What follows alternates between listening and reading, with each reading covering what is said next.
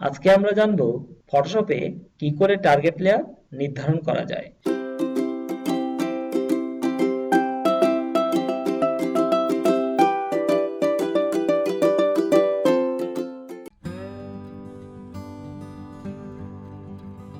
সেই জন্য আমাদেরকে ফটোশপ ওপেন করতে হবে। আমরা ফটোশপ ওপেন করি।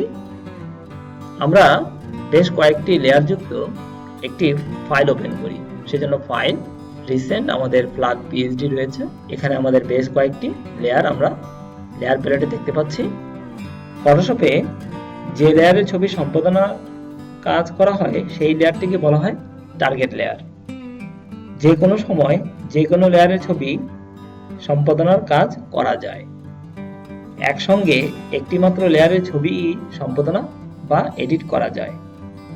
কোনো লেয়ারকে টার্গেট লেয়ারে পরিণত করার জন্য লেয়ারটির উপর মাউস পয়েন্টার ক্লিক করলেই সেই লেয়ারটি টার্গেট লেয়ারে পরিণত হয়।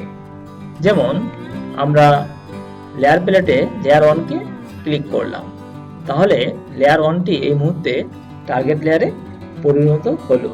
এখন টার্গেট লেয়ারটি সিলেক্টেড দেখাচ্ছে। এটাই হচ্ছে ফটোশপের লেয়ার নির্ধারণ করা বা লেয়ার সিলেক্ট করা। টিউটোরিয়ালটি দেখার জন্য সবাইকে ধন্যবাদ।